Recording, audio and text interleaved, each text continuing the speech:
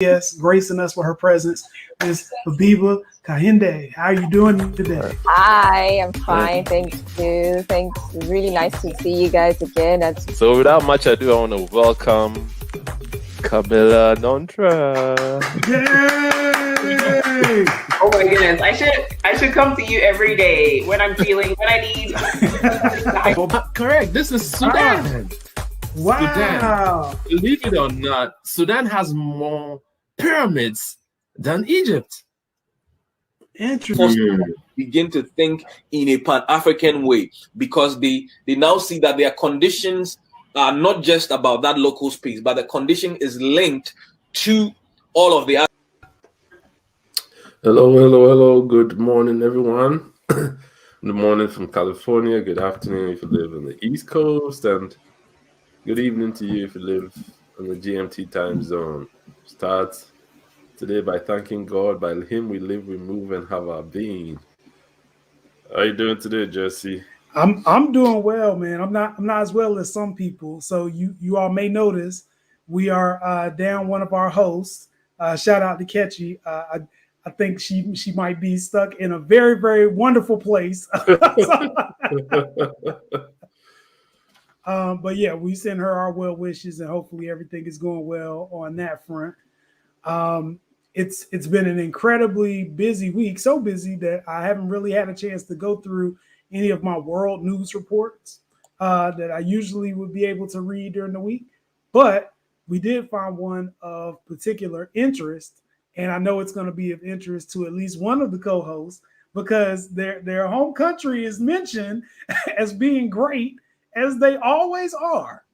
So for those who did not hear the announcement, there is a new malaria breakthrough drug that was created by African scientists, and it seems that the scientists were a coalition of Ghanaian scientists, Kenyan scientists, and scientists from Malawi. And it looks like they may have found what could be the cure for malaria in young children, and it has been approved by the World Health Organization. Now, why do I bring this up, right? I bring this up for a couple reasons. One, this is yet another example of how great our people collectively are, right? We can sit down and we can make all kinds of things that help the world. The other reason I bring it up is because these textbooks and these revisionist historians will have you believe that we don't have scientific and pharmaceutical facilities that are studying these things, and that we somehow lack the aptitude to be able to do this, and that we have to rely on Europe or America or whoever to come up with vaccines, when in actuality, we are on the ground doing the work, okay?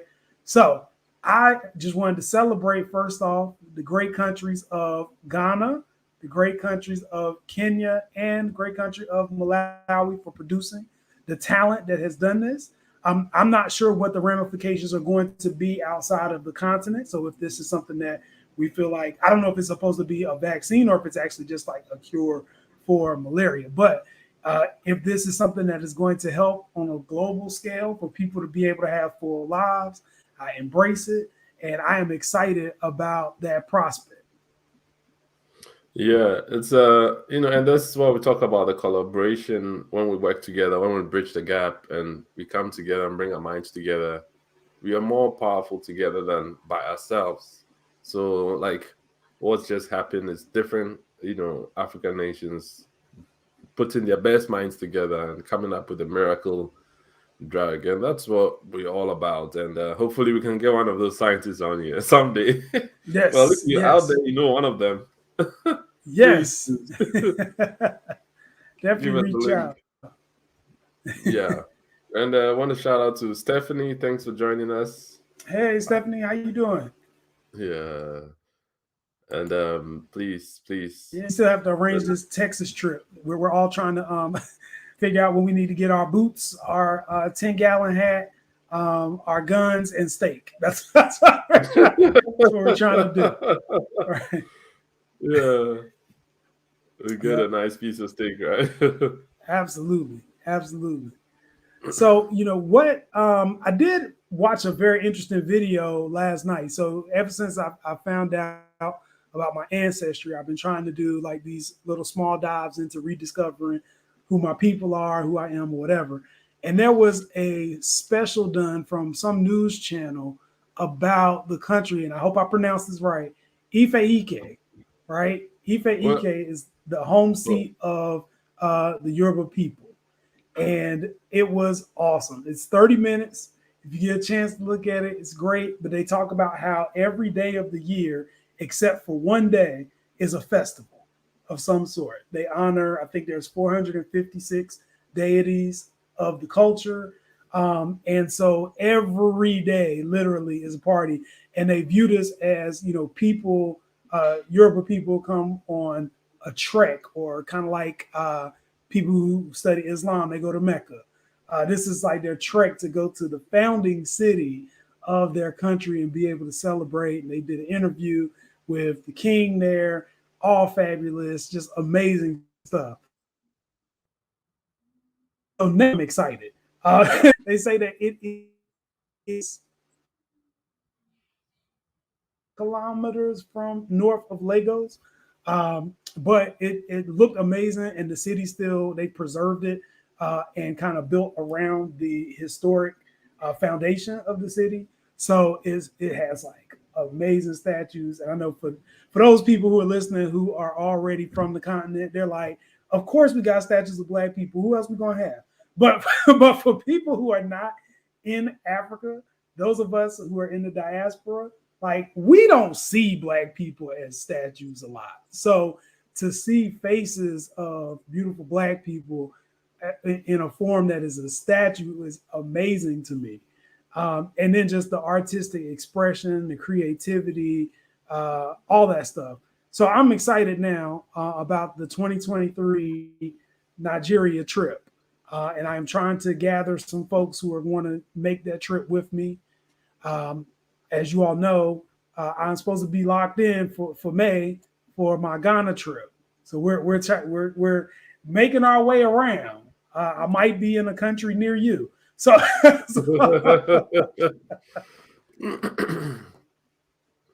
Okay. Yeah. We have a late fill-in. Our guest was supposed to come this week, but she had some bad news, and we send our condolences to her. But she's going to be joining us soon. That's why I was quiet. But I wanted to mention this. Now, if you look at how the African countries have even handled the pandemic, they've done a much better job, and the West is refusing to acknowledge the fact. When one of my friends traveled, I think this was February, he came here. Mm-hmm. Before he left Ghana, he had to mask. Everybody was masked up on the planes. You know, everyone was masked up. They were checking temperatures, and then he got to the UK, and everyone was just walking around normally. Lord. Oh. And then it went on UK radio that, there's no scientific evidence that the mask helps and all that. And then he gets here and it's the same, like people walking around like nothing happened. But then they had already put in place measures to help slow the spread of the virus. And that's why they can say the testing all they want and all that, but I'll say that our brothers and sisters on the continent have done a great job, and and it has to be acknowledged. At least we're gonna acknowledge, because our news is not, it's unfiltered, it's not controlled by anyone. We are the ones who trying to bridge the gap and tell the good news and let everyone know how well our people do. And kudos to them. And like this miracle malaria drug, we honor the founders, the scientists, and we pray one day we'll be able to speak with them. Absolutely. Yeah. Stephanie says it was Africans that showed Europeans how to inoculate themselves against smallpox. We've always had the knowledge. Yeah, if I remember correctly, I think that was one of the first enslaved people brought to America who actually had the talent of inoculation and was able to show people how to stop. I don't remember what state it was, but he was able to show people how to inoculate themselves to stop a pandemic that was happening at the time. I used to remember this guy's name too. I'm getting old, y'all. I can't remember things like that. But yeah, it's awesome. Awesome stories like that are all throughout our history, and people don't even know about it. And then to Fred's point, I was just reading an article about how Brazil had the unfortunate milestone of passing their 600,000th death because of COVID. And you would think 600,000 is going to put you up there at the top. Well, guess what? There's one country that has more deaths than Brazil, and that would be the United States of America. So I echo what Fred is saying. Like, there are places that have done a much better job, specifically African nations that have done a much better job of addressing the COVID pandemic. For those of you who may not be familiar with the United States, we have people here who during the whole time of COVID were protesting COVID. They said that it was a political tool to try to get people elected. Even some of the people on a certain party would have large conventions and gatherings without masks to prove to us that there was no such thing as COVID, and then they died. So, and yet people still want to run with that narrative. I'm not sure what the logic is behind that, but I think we have allowed stuff in this country to get so politicized that common sense went out the window a long time ago. For not for everybody, but for the bigger political apparatus, common sense went out the window a long time ago. To America and people, most of us, right? Like most of us go do that. Just saying, we don't take no chances with stuff like that, and we definitely are going to double down on hand washing and hand sanitizer. I know for me and the people that I roll with, it's one of those things where it's like it's hard enough to avoid a pandemic because there's so many people around us who are getting. It's so many people around us who are contracting it. But if they're telling us that all we need to do to avoid it is mask up and wash our hands, for the most part, you know what I'm saying? Then that's easy. We're gonna do that. And what we really feel sad about are the main people who, through the pandemic, carried us, right? So like your essential workers, healthcare workers, all that stuff. These largely were Black people who were forced to go into work to deal with people who were dealing with COVID and then didn't have any protection for themselves and came back. And unfortunately, you hear stories about them bringing COVID back to their kids or bringing COVID to a loved one or whatever the case may be. So I think, we have to be cognizant about the fact that this is a very real disease. This is a very real pain. To do this well and not make it a political ballot issue. Yeah, I agree. And even fast forward to the NBA. Now, the NBA, they're 99% vaccinated except two guys, right? Kyrie, I think Kyrie, and then Andrew Wiggins. Mm-hmm. Now, those are private institutions. So I heard Andrew Wiggins say they're forcing him to take it. Now, no one is forcing you. They're just saying that now, if you're going to work for me, guess what? I don't have a problem with that whatsoever. If you're going to work for him, now you could stop working for him, not make the millions. But he said he wants to create generational wealth for his kids. So, hey, and it's been proven because it's been proven, they're working with science, it's been proven that those who are vaccinated are not getting severely sick or dying like those unvaccinated. So, hey, you come work for me. That's what it says. So I don't understand. So just so you all know, all right, there are certain people in America who have made it, right? Kyrie Irving makes about $400,000 per game, right? So imagine that you're playing a game that you love, right? I love basketball, but nobody's paying me $400,000 a game to go out there and play, right? Kyrie is up there. And this guy, for every game that he misses because he refuses to get the vaccine, he's blowing through $400,000. So, like in North Carolina, that buys you a nice chunk of house, right? Yeah. That's per game, and they probably have what, like 3-4 games a week. Yeah. Part about it is he's made a of just So that's like having 2 million a week. controversial statements.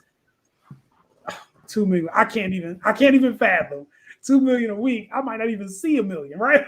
So 2 million a week. And he's made a history of just being controversial, and I've never quite been able to figure out why. Because obviously, like, he went to Duke, so he's not dumb, right? But at the same time, it's like, well, you know you're losing money. When my job came by and was like, y'all got to get a vaccine, right? At the very beginning, before we knew what the vaccine was, there was a lot of concern and all of that stuff. And what I used to tell my HR people was, I would say, look, I don't want to be the guy that's sitting here complaining for something that literally takes 2 seconds and has no serious issue. Yeah. So Yeah. I just want to see a couple waves of people get it first and not have an issue before I submit myself, just because we know the history of medicine in the Black community here. And once I saw some people get it and there was no issue and everything was fine, I went and got it. And the level of stress relief just from having that sticker saying you've gotten your shots, right? Just to not be able to worry. I mean, that's not to say not to still wash your hands and mask up and all that, but just to know that you're not going to die from something like this is worth it. Then on top of that, it was free. Like, it wasn't like we had to pay for it. I was reading an article where some of these companies are selling the vaccine to other countries, right? Like, they're selling this. So it's like when you have a benefit, you have the opportunity to get it. You don't want to be on TV waging this huge protest of what you're not going to do during the pandemic, when, those of us who don't make $400,000 a game have to go work at a job where we make $20,000 a year, and we have to sit here and risk, putting our families in jeopardy simply because we don't have the means to be able to do something else, and we have to get the shot to keep food on the table. So I don't know. I think it's a little disingenuous. I'm sure at some point Kyrie is gonna come around, especially since everybody has Brooklyn pegged as being the champions. They think Brooklyn's gonna walk into a championship this year. Yeah, but it's just sad, man. Sad. And Andrew Wiggins, that's a whole nother thing. You can't be the guy in California and be, super conservative. Like, that's just not gonna work. I think in California, especially in the Bay Area, they've already, on top of the NBA rules and the team rules, they've already got like municipality ordinances about people having to get COVID vaccines. So like the levels of violation that you're doing really just ostracize yourself. And Andrew Wiggins, no disrespect, but you ain't Steph. You know what I'm saying?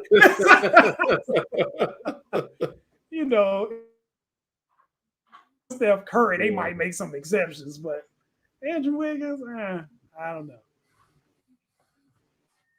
Yeah. So Stephanie says now the same people are made because of the mandates. Oh yeah, they mad. They upset. Yep. Have you seen those people? They put I saw a guy at the store yesterday. He was trying to compare the government telling people to wear masks to the Holocaust. What? Yes. And I was like, what is wrong with you? What's wrong with you? So the level of like disconnect that some people have and exist in is astronomical. Like I don't even know. You can't even have a conversation with somebody like that. Yeah. Just go on. That's a shame. Mm-hmm. Yeah, that's a shame. Well, we're still seeing. Hopefully, our guests can make it, but we're still going to keep discussing current events as we wait for her. Oh, wow! Well, our guest is here with us. Uh-oh. Well, she's well, this is a lady we've known through Afiscope. Her name is I hope I pronounce her last name well. That's Naya Ndefru, and she's a God-fearing woman. She's a wife and a mother, and a business owner as well. Self-employed individual, and she's doing so many great things. So I'll let her come speak for herself. Without much ado, I want us to welcome the great Naya Ndefru. You got it right. Thank you. Oh, good. Yay! Thank you so much. And I was listening in on the conversation as we were chatting. It's been a bit of a crazy time, but thank you for having me on the show. This is absolutely incredible. Thank you so much. Appreciate But you. before we go on, I just want to we just want to extend here from Pan African. I want to extend, since one of our own, extend our heartfelt condolences to you losing a sister. I mean, obviously your friend is someone you grew up with, so yeah, I want to Thank say you. yeah. Thank you. All Well, right. I want to first start off and get the audience familiar with who you are. So tell us a little bit about who you are, where you're from. All right. So my name is Naya Ndefru, as Fred said. What would you like to know about me? I'm a mom, an entrepreneur. I'm just passionate about empowering people, empowering communities, and entrepreneurship. In this season of my life, I've gone through several transitions. So my background is in clinical science and public health. So I love the conversation that was going on before. Yes. And I left formal employment. My last foray in employment was at the University of Washington. And I left that job in 2019 to pursue entrepreneurship full time. Okay. Am I still in there? Something happened. Yeah. Oh, no, you're on. Yeah. Oh, You're okay. on. We see you. Why can't I? Oh, there we go. I'm getting familiar. Yeah, so I left my job in 2019. I worked in corporate for many years, and then the last job I had, I said, I wouldn't do anything except was with this center at the University of Washington. So I worked at iTech, which is all about healthcare and capacity building. So I was privileged to work in various parts of Africa and in Asia. And but I traveled very extensively and I have young kids. So I've always had some side business, so, and that's how I became a part of AfriScope. I was looking for community in African diaspora, and that's where I found AfriScope many years ago. So grateful to AfriScope when it was just Periscope at the time, right? Yeah.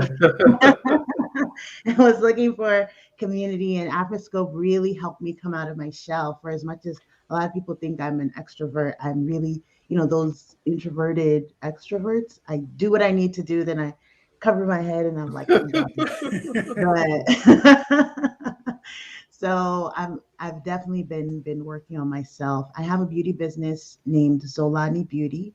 That was my transition into full-time entrepreneurship. Naya, could you type it in the private, where it says private chat, so I display it? You see private chat? Yeah, we gotta make sure because people trying to get beautiful. We getting ready to go to the holidays. You're gonna be around family and friends. Now's the time. Thank you. Oh, there we go. Yeah, Yes. I've seen some of some of your videos on Instagram, and you're showing people how to use the stuff. So Yeah. please go ahead. So Zolani Beauty, it's named after my daughter. Her name is Zolani. Oh wow. Yeah, Zolani is Zulu. It means peace. And our brand story is to be at peace with who you are. So if you've seen pictures of my children, my daughter is a little deeper in skin tone than I am. And the story behind our brand was when Zolani was born, I got these like, oh, your daughter's dark, or, I didn't expect your daughter or your children to be, this complexion. And this is coming from African community, right? And my siblings, all of my siblings, in terms of, spectrum of skin tone, are way deeper in complexion than I am. So I've seen my sister struggle with accepting the beautiful people that they are, right? Just having that internal struggle. And I remember, one of my sisters, without dating her, in her 30s, said for the first time she finally felt beautiful, right? And to think of, a woman for 30 plus years of her life not recognizing that you are a beautiful person just because of who you are off the bat, was very disheartening for me. And then hearing that, now looking at my beautiful baby, and I'm like, all I see is beauty and love. But it was very apparent to me that this outside noise, the stories that young girls and boys tell themselves because of what they hear, what they've internalized, carry on, throughout their lives, and then, kind of experiencing that. So Zolani Beauty is my love project to be able to share. I use it as a platform to share stories.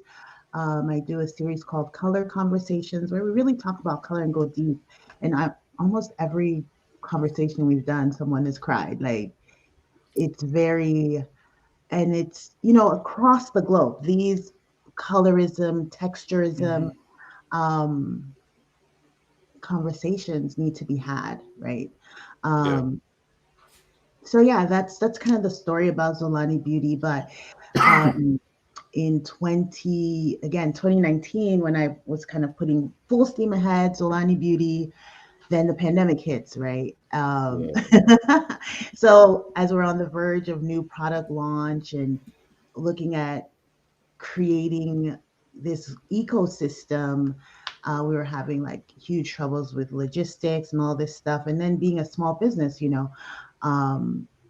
and all to kind of push through all of those challenges. So the stores that we were in were closed and all that. So I was looking at new ways of making money. And in that season, I learned about digital currencies and making money online. And so I would say most of 2020, that was my source of income. So now we're picking back up with Zolani Beauty for the holidays. We have a new palette coming out called Home. So really it's all about these warm colors. So everyone can like pick it and, have a story. All the names of the colors are all cities in the African diaspora. So Accra is one of them. And you'll see from Haiti to Jamaica and the names of the cities. And it has a cute African map on it. So hopefully it empowers, to one, I've had people open it and be like, well, where is this city? And then, hopefully it empowers people to think, okay, maybe I should look it up if I don't know where it is. Or it's a reminder. I know this a Ghanaian friend of mine picked up the palette and she looked at a crash. She said, Naya, I know what you're trying to get at, but it's the wrong yellow. So I said, okay. But at least we had a conversation about it, right? So the goal is really small conversation starters. In the future, we want to really put more artwork that is very symbolic of our people, and so you feel like every time you touch something from Zolani Beauty, it's a gift. That's really, really the goal. Yeah. Well, you all heard it. It's ZolaniBeauty.com. Go support our sister. I'm gonna go check it out and get some for my wife. So thank you. We try to support.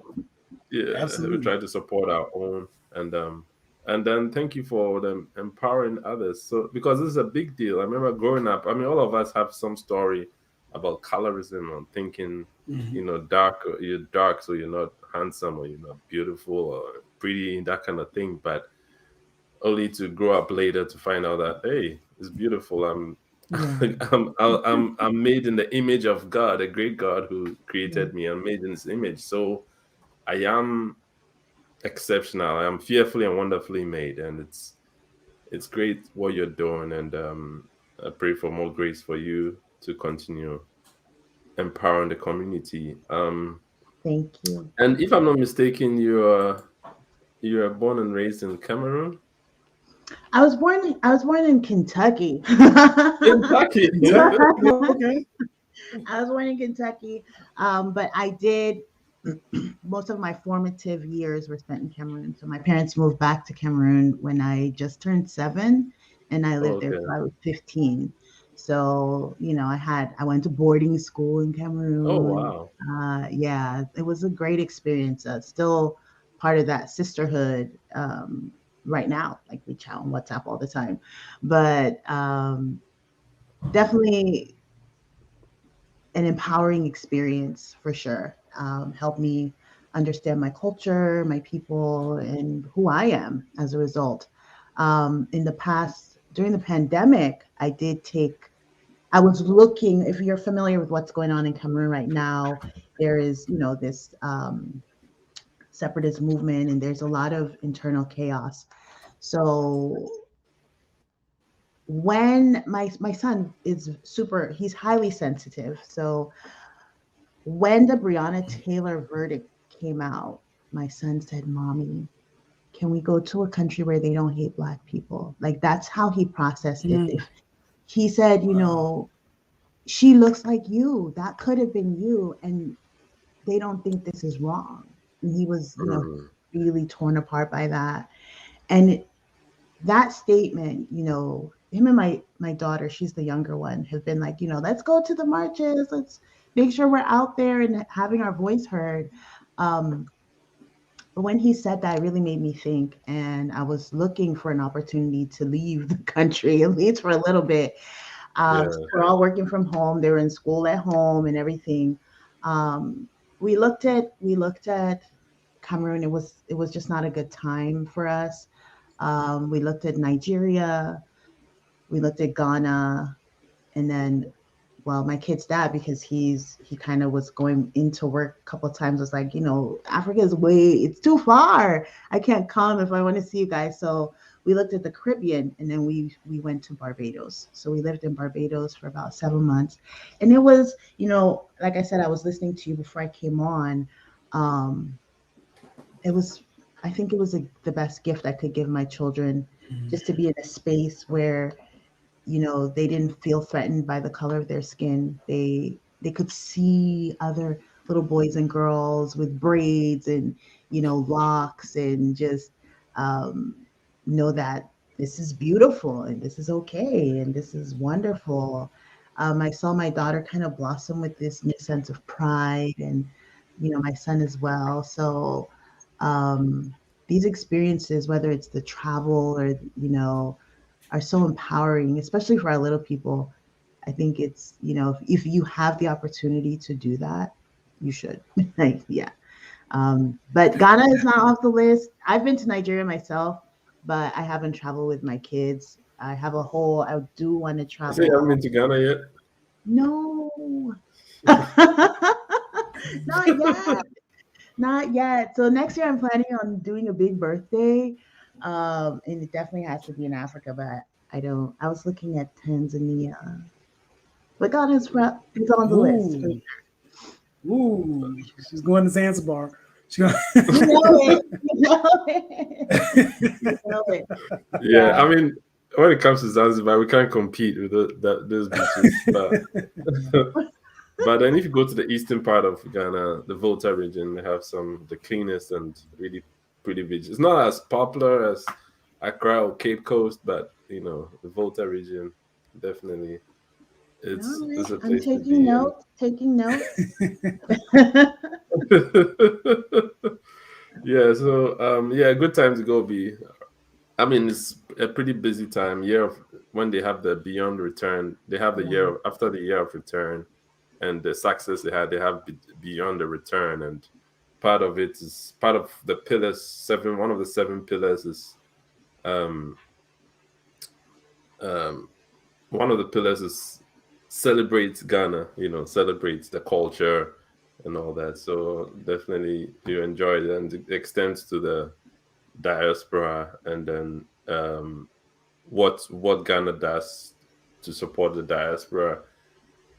And then Invest Ghana. All these pillars. I don't know them all on the top of my head. I'll share it in the description on YouTube below, but they're all there to bridge the gap. It's anyone who's been to Ghana has never come back the same. They have totally had. I know you already have the West African experience. So, and how's your pigeon, by the way? I get by now. Pigeon is interesting, right? Obviously, across West Africa, it's different in every country. So Cameroon and Nigeria share a border. So our pigeon is very similar. But very different. Yes. But when I hear Ghanaians speak pigeon, I'm like, that doesn't sound right. So I don't know. And then Liberians and everybody, because it's different, but it's really because of the influences that came from colonization, right? The little nuances of where the settlers came from, It's very interesting, though. It's very interesting. I love it. I know growing up, speaking of pigeon, my dad never wanted us to speak pigeon because he thought it would impact our English, right? Like, you want to speak English fluently. But I think as he aged, and even some of our mother tongue, I'm not fluent in our mother tongue, but because my mom and dad, they're from the same primary tribe, but my maternal grandmother was from a different tribe. So in the home, they spoke 2 languages, but in where my mom grew up, they spoke the same language. So she's fluent, but my dad was not very fluent. So I don't know, part of it was just the fact that because he wasn't, it was uncomfortable. But one thing I'm trying, when I was like, okay, I want to go to Ghana, I want them to speak Twi or, something. I don't care. Just let them speak an African language. So when I was looking in Nigeria, I called my girlfriends. I'm like, do you guys have Igbo classes, Yoruba? What's there so they can learn? But I think having that mother tongue, it's just so beautiful to be able to communicate on that, on that level, Yeah. Okay. And So so that's a testament. If you guys are not teaching these things online, you better make them available because we'll pay for it. We'll take it. Yeah. For sure. Yeah, I know. I know at least Yoruba. You can get some Yoruba classes online, and I think Jesse, when he found out his ancestry, when he went to African Ancestry.com, he found out where his dad's roots came from. Yoruba. He started researching. So you speak Pidgin now, Jesse? No, I don't think it. I'm still at the very elementary stage.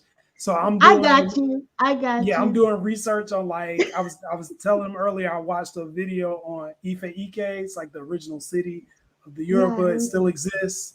And I'm trying to read books on the culture and the history and the deities and all the stuff. So it's a lot.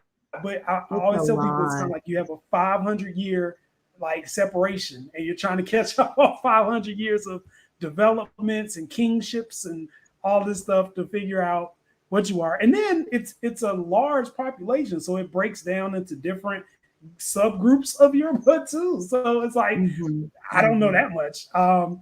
But yeah, I definitely plan on picking up some of the language. I was going to ask you, because you were in Barbados, did your kids pick up any, was it Bajan?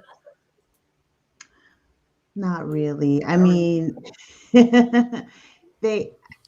my understanding of it is it's basically, kind of like a pigeon.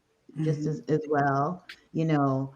But yeah, some of the nuances of the words they picked up on, but everyone speaks English, you know. Okay. I was You told just that was kind the of have hardest to one to learn. you just That's what kind I of was have told. to flow, because yeah.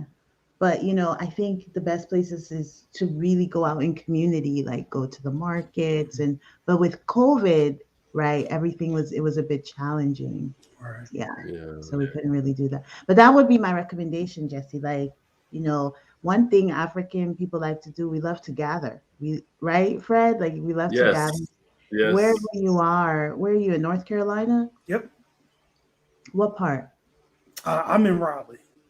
Okay, I was just there. Yeah.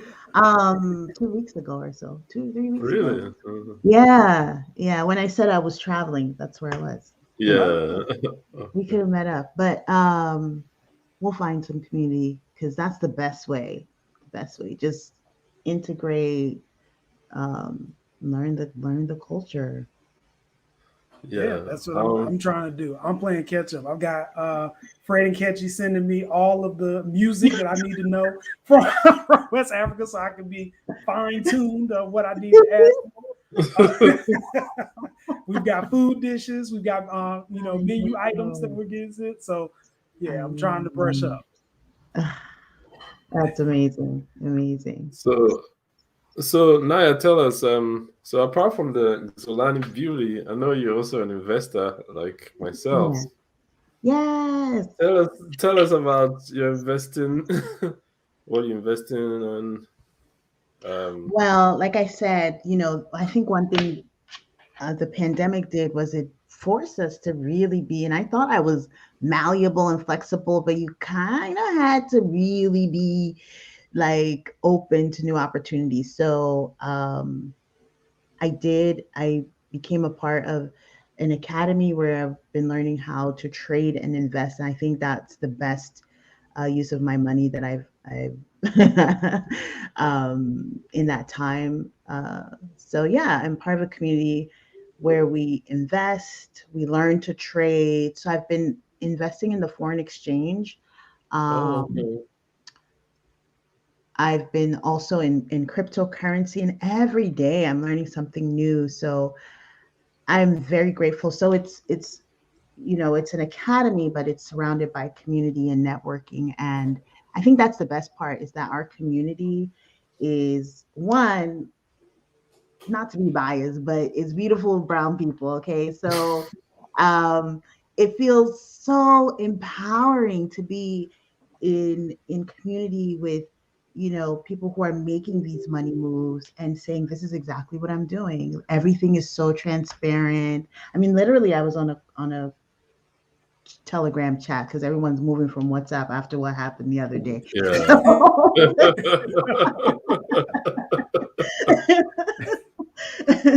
So this morning, one of the gentlemen in our community sent a message and said, how about we create a fund to help people who are trading have leverage? Because a lot of, you think about it, as I was talking about Zolani Beauty, a lot of the things that prevent us in community from really achieving our full potential is not having the financial backbone, right? We don't have that that club and all of that to really support our endeavors. So he said, how about we've been trading together. I think we joined the community right around the same time. And he's a really, really strong trader. We share signals, we trade together. We've become really great friends. So he said, why don't we create a network or a platform? I may be getting ahead of myself. We literally just talked about this, where we provide people leverage, because it's one thing, maybe you have $1,000 to invest, or you've become disciplined or getting in the habit of putting aside $100 or $200 or more away every month. But how do you make that grow?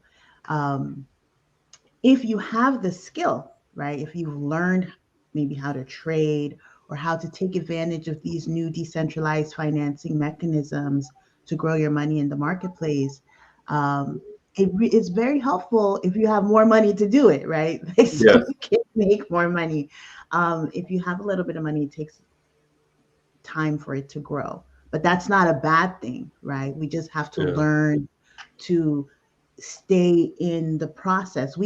As employees, we're very disciplined. We get up, we do this, we get ready, we go to work 9 to 5. But when it comes to doing our own business, we're trying to look for shortcuts, right? We don't want to have the same level of discipline, dedication, and focus. But that's what it takes for the results to come and to come consistently. And that's one thing I learned, because even for as long as I've been an entrepreneur, some of those habits don't transfer as easily to your own business. And that's just real talk, right?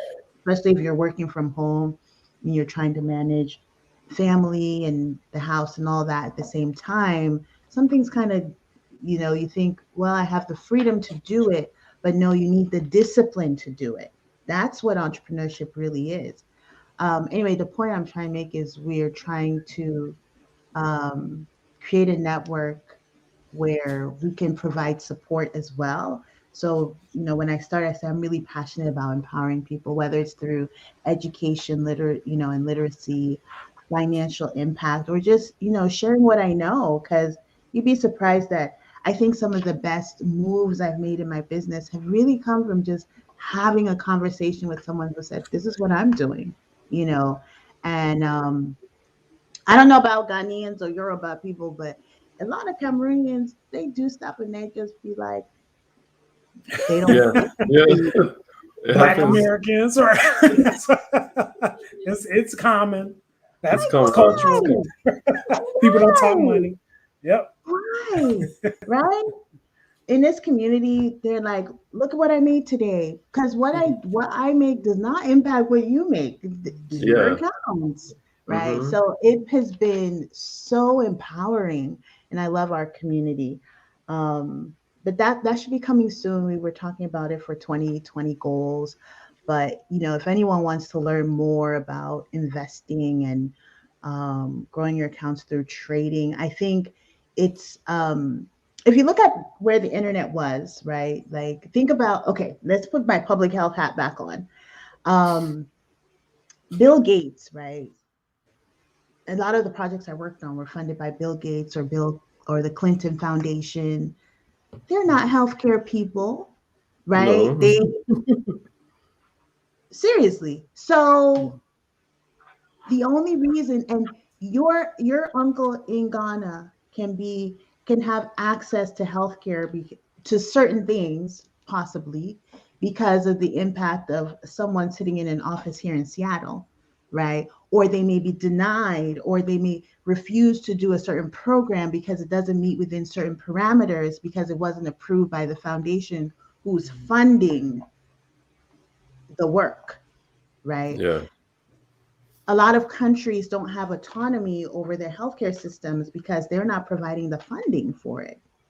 These other outside entities are doing this work. And why? But when I think about, especially like Bill and Melinda Gates Foundation, I'm not saying I love them or not. I'm just saying the fact that they created wealth and now have the ability to have impact because they have the money, right? They can dictate what's happening across the world because they have the wealth.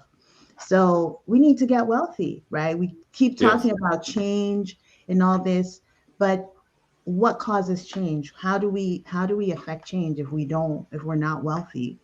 So I think, where culture and spirituality in some ways has affected our mindsets about having money, we need to deprogram that lack mentality, right? Like, it's not okay to not be wealthy. We need it. It's not okay to be broke. It's not. Definitely not okay to be broke. We got tons of experience in there.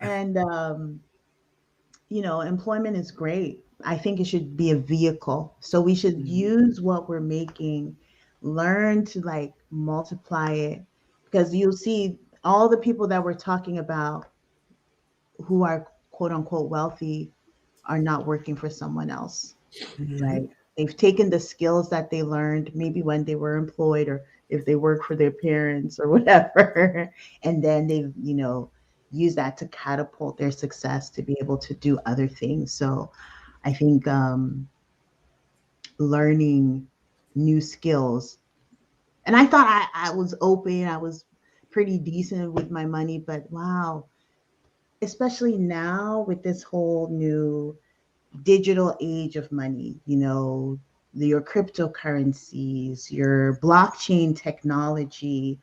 Who would have thought 30 years ago that all of us would be having cell phones, right? Like, you don't leave home without it, right? I think the next wave is all of your car deeds, your titles, your everything will have checks and balances on the blockchain. So anyone who's looking at that now, I think it's great because being an early adopter allows you to position yourself for greater success, right? So I know a lot of people are scared of this whole digital finance and financial technology.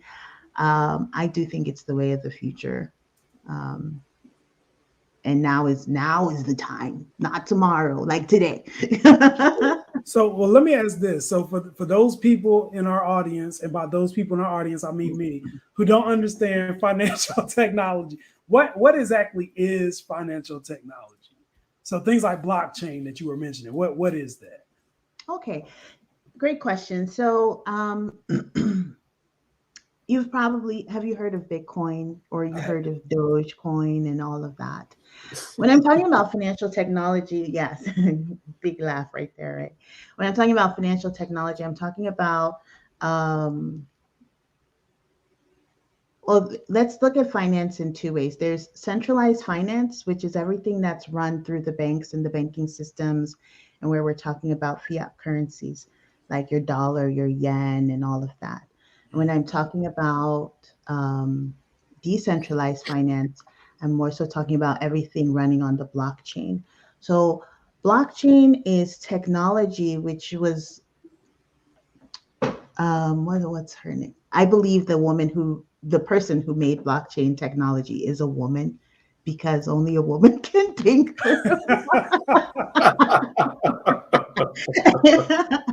I think it's a woman. We don't know. It's a mystery, right? But it's really technology which creates a digital footprint, but it's not centralized. So it runs globally, right? So it allows for it's open source. Okay, it allows for transparency. It allows for financing options for the unbanked, right? So for example, I was talking to another lady I met through Periscope many years ago. So grateful for Periscope and these relationships. And we've actually met several times in person. And she said, I'm trying to do my program in Nigeria, and I have a hard time getting payments from my clients in the US and the UK because of the financial systems. I can send money through PayPal, but I can't get money back, right? So I said, well, why don't you use Bitcoin, right? Because Bitcoin is, again, open source. Within a few minutes, you can transfer funds, except that the currency now is Bitcoin. Now, if you look at the US dollar and the trends from in the past 150 years, the value of the dollar has constantly been declining. That's right. And because the dollar does not have a finite supply. Anytime you need more, they just go ahead and print some more. It used to be backed by gold, but now even gold, there's a paper version of gold. So if you look at the gold charts, the value of gold has also been coming down, right? So the value of the US dollar has been on the decline for the past 150 years. And even banks used to say for every $1,000 or every whatever you deposit, they could only lend out 90% of it. Now, I think as of March 2020 or 2021, I don't remember, forgive me if I say this incorrectly, but there's no fractional reserve. So if you deposit $1,000, the bank can lend out $1,000. There's no reserve right now. On the contrary, Bitcoin and a lot of these financial finances on the blockchain have finite supply. That's how you determine what is a good coin to invest in. What is the use case? What is the volume? And yeah, how much of it is out there? So with Bitcoin, that's why the value continues to go up, because as it continues to, as more and more people are adopting and using it, the value gets higher and higher because of limited supply, right? So the relationship between the dollar and Bitcoin is inverse. As the dollar is going down, Bitcoin is going up. That's why you've seen the spikes in actually Bitcoin has an event every 4 years where they halve the supply of Bitcoin. They call it a halvening or halvening, however they say it. So really great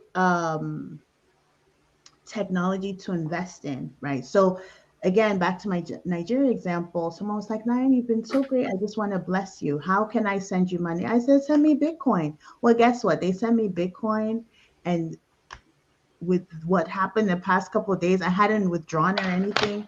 The value went up. I was like, everybody, please send me Bitcoin. Don't send me So Bitcoin is projected to continue to go up. And that's just one of the digital currencies. There's Ethereum. It's a bit different. Ethereum is more of a network. So if you think of like cell phone networks back in the day, was only what, Bell South or something like that. I don't know. Way back. Right. And then they opened it up, and then there's Verizon and Sprint, but they're all working off of that particular network. Right.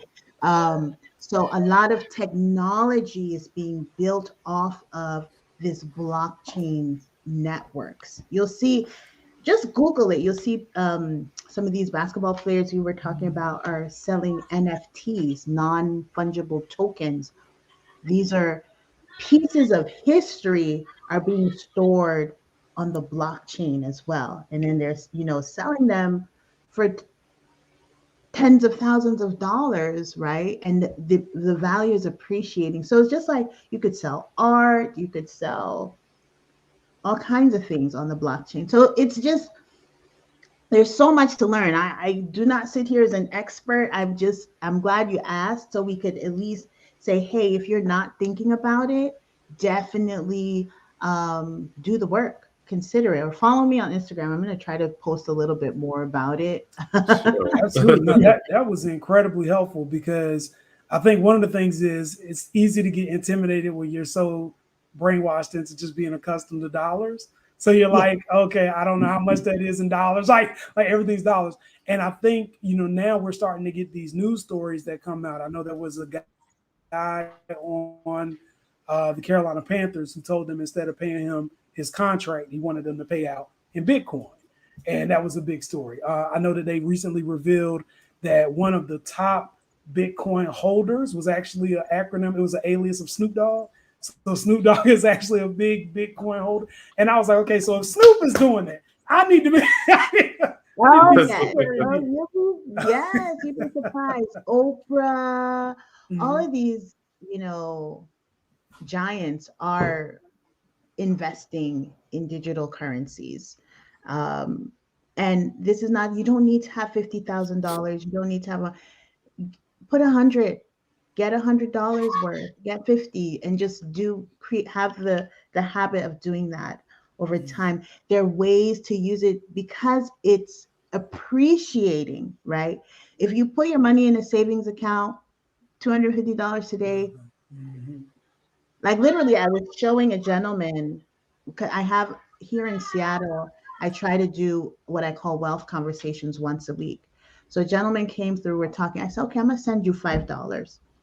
And we met yesterday at the library, and he said, I now have $6.50. That means that $5 I gave him 2 weeks ago, if it was $500, he would have had $650, right? So it continues to appreciate. It's my daughter just woke up, but it's definitely it's projected to continue to go up.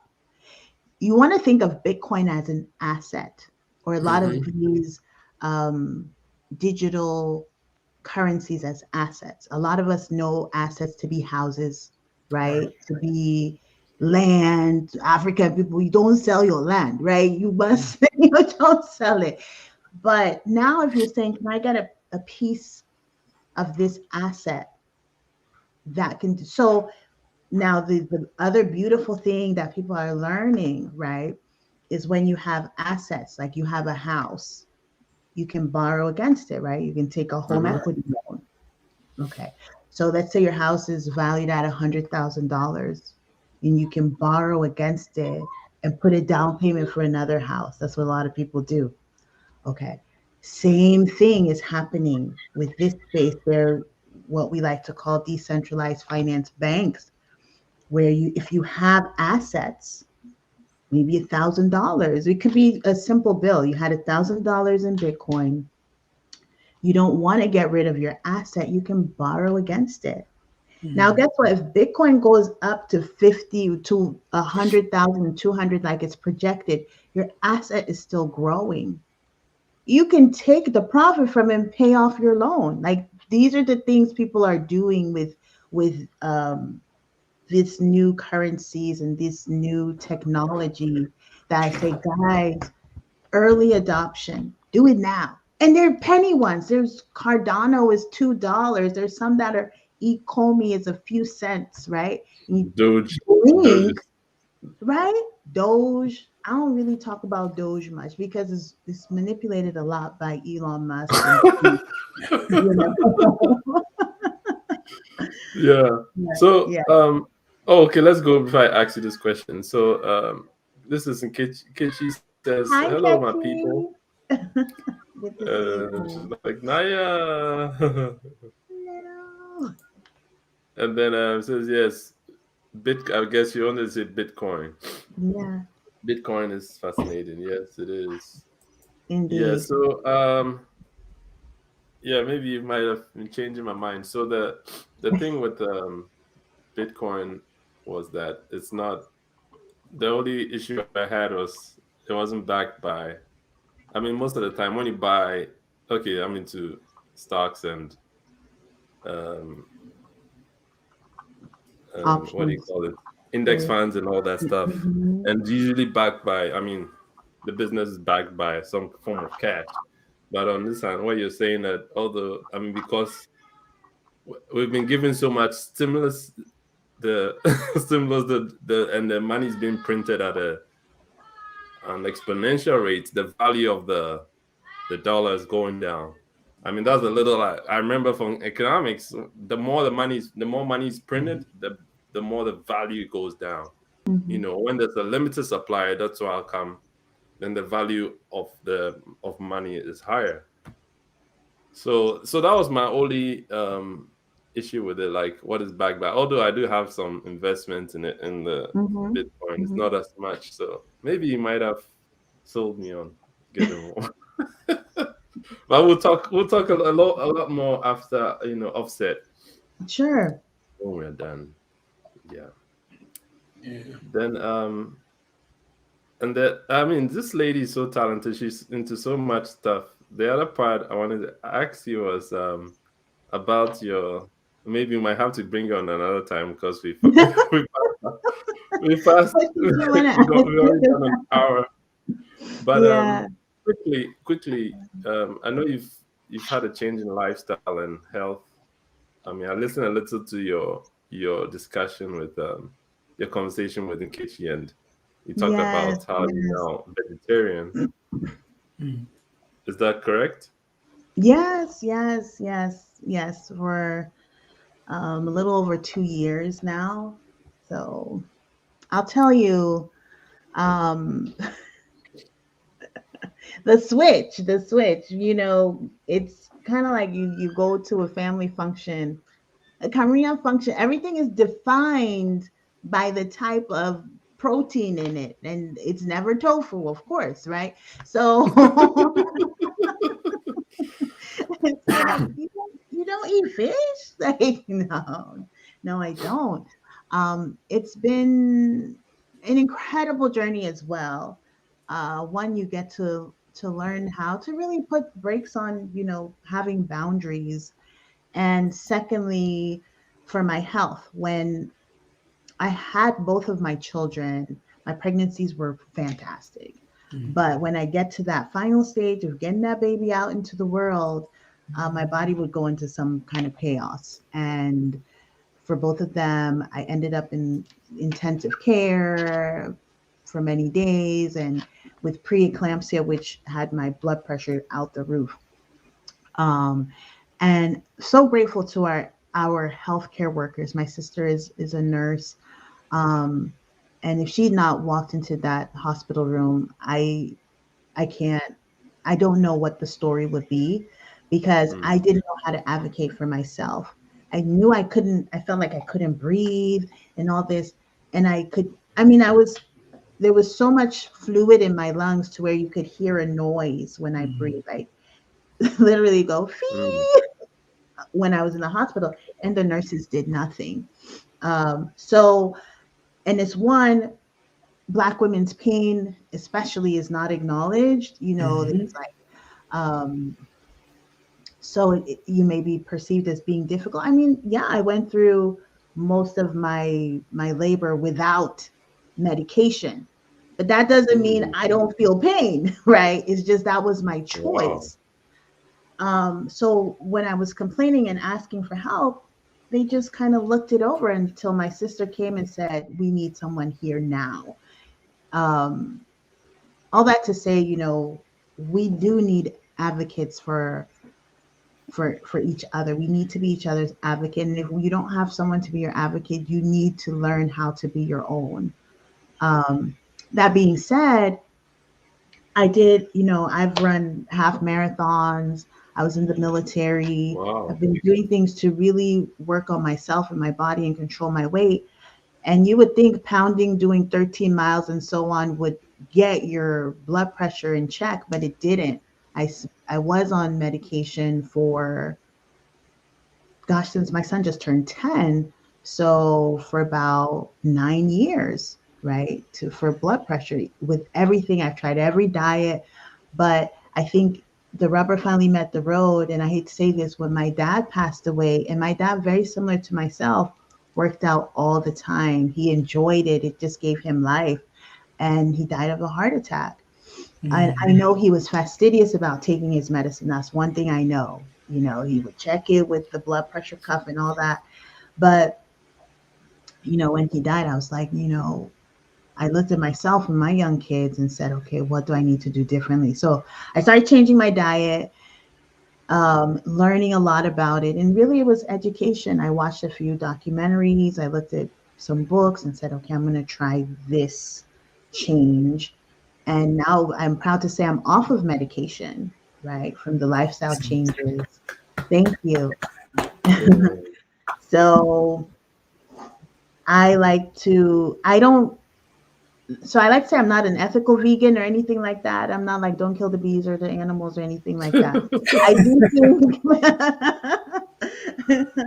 I do think, yes, not consuming a lot of meat is better for the planet and all of that. I do believe that now that I've been learning about it, but it was not my focus initially. I do think, looking at our family history,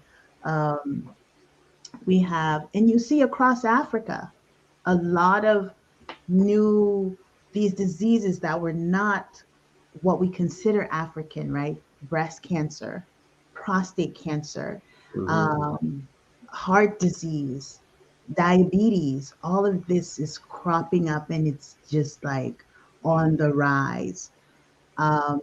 We can reevaluate what we put in our bodies, definitely. So it's just, for me, it's a call to action. If you are having challenges with your health, we want to think about what's going in and how it's affecting our bodies. So yeah, it's interesting you say that, because growing up, we ate a lot of beans and vegetables. Spinach. The other one, palaver sauce. I don't know whether you're familiar with that. It's similar to spinach. No. And then the palm oil, later I would find out palm oil was high in calorie, but then later someone came up like, oh, it's a superfood. Who knew? That's all we to consume. And it's all healthy for you and good for you. We have a lot of options when it comes to that. And I found out you're also a fan of peanuts. So. Oh, any day. Yeah, so we have a lot of options on that. I mean, especially if you live on the continent too.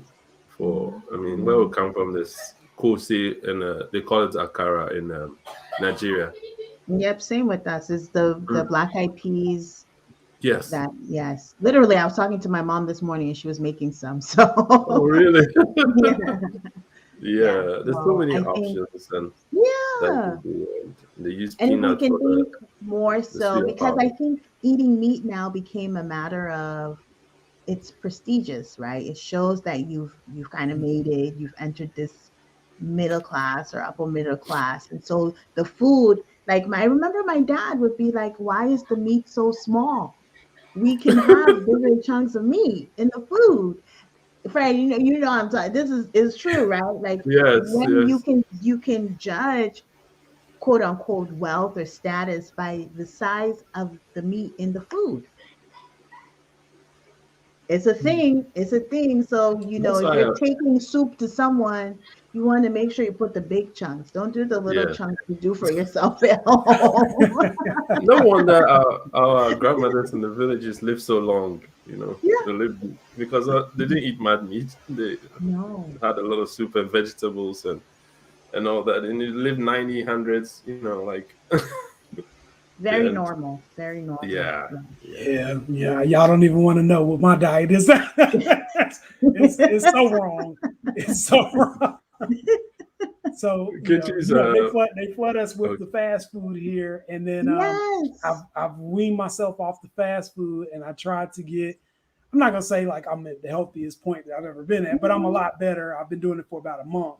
I feel a lot better. Congratulations. Thank you. Yeah. But yeah, it's hard because even they'll tell you read labels and all this stuff, and stuff that's labeled like healthy or reduced fat or whatever the case may be, is still bad for you when you actually read the ingredients. But I'm like, I would have never known this had somebody not sat down and been like, all right, here's the plan for the grocery store. Like, wow. So these are the things that I'm looking forward to be able to actually have somewhere to trust the food that I'm getting ready to eat, as opposed to knowing that it's been injected with all kinds of chemicals that's not good for me. But it's always interesting we had these conversations because I'm hearing you all talk about like the culture of the food where you're from, and I'm just thinking to myself, man, I got screwed. Like I got screwed. But that's all right. Growth, knowledge and growth.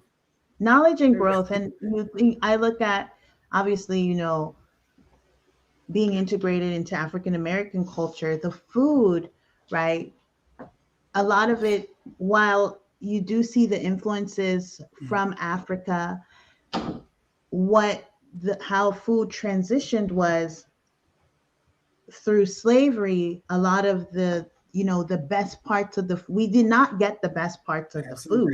We got the leftovers and the remnants, which were not considered, obviously the best cuts of meat or nothing like that. And so while we've learned to make it taste incredible and it's become cultural, right? It's the heritage does not come from a healthy place, right? So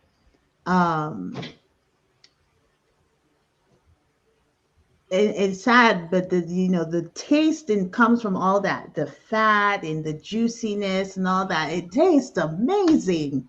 Whether you're talking about Caribbean food and across African diaspora, like it's those, you go to at any Cameroonian event, they're always grilling, and it's the fatty meats that taste the best, right?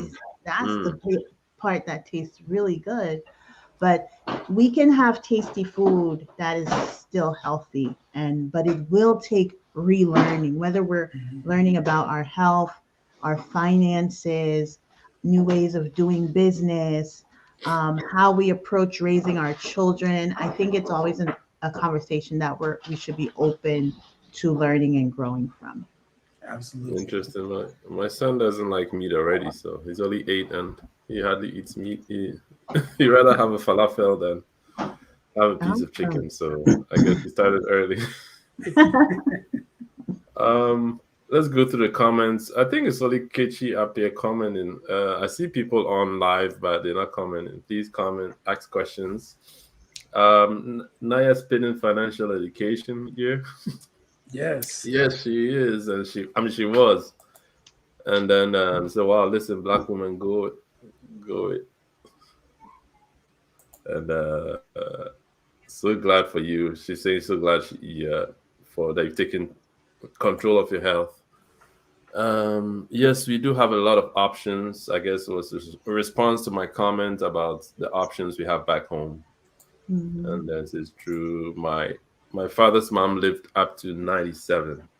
Amazing. Well, my mom's dad, he lived to 80, but his twin sister was 101. Wow. Yeah. Amazing.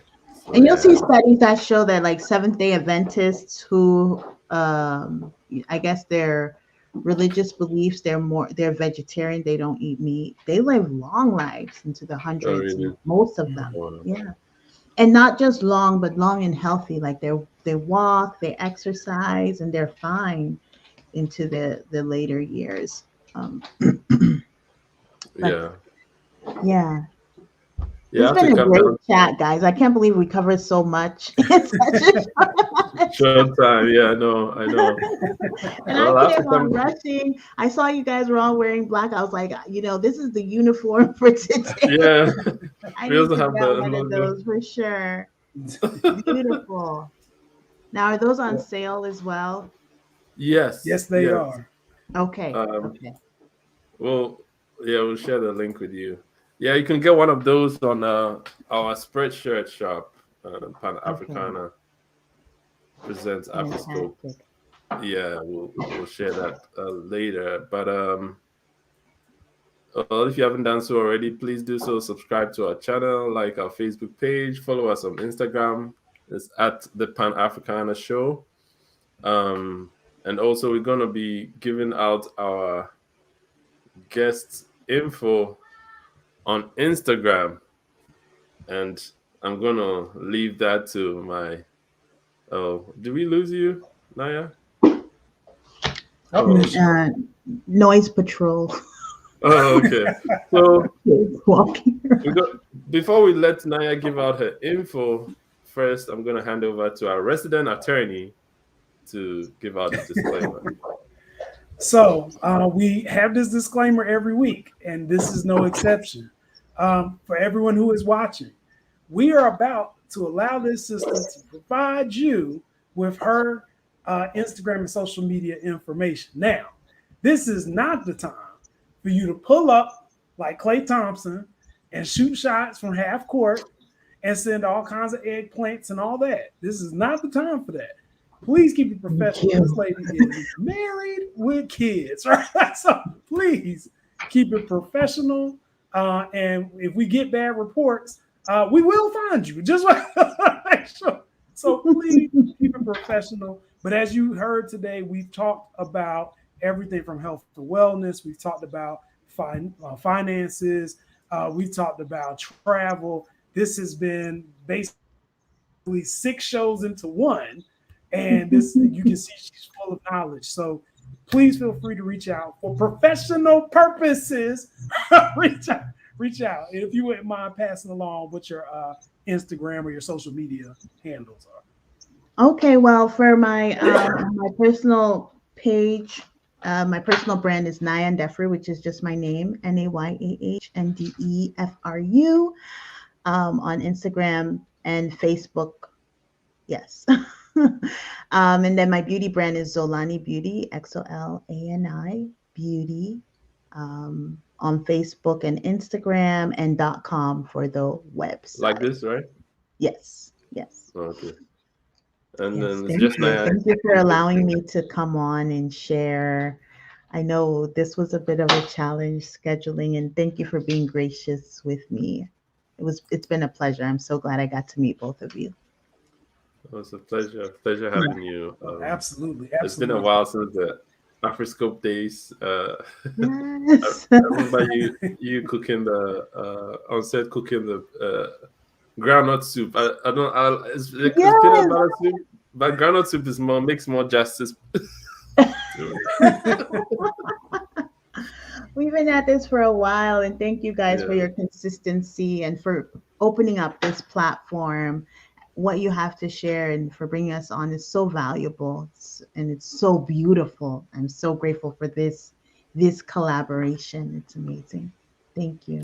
Thanks. So thanks for joining us, everyone. Have a great weekend, and make sure you get one of these. It's getting cold out, especially if you live where Jesse lives. Yes. Oh, well, our guest still lives. She lives north of us, so Yeah. it gets cold up there too. So I mean, It's I could cold still do my already. intro. Where do you live, Fred? San Diego. Showing off. Showing off. Okay. Yeah. At least It's we're in the always same raining time when she- zone. Well, yeah, same time zone. Yeah, exactly. All right. So bye, everyone. Bye, everyone. Bye. Take care. Well, you hold on. Don't go. Yeah, Just don't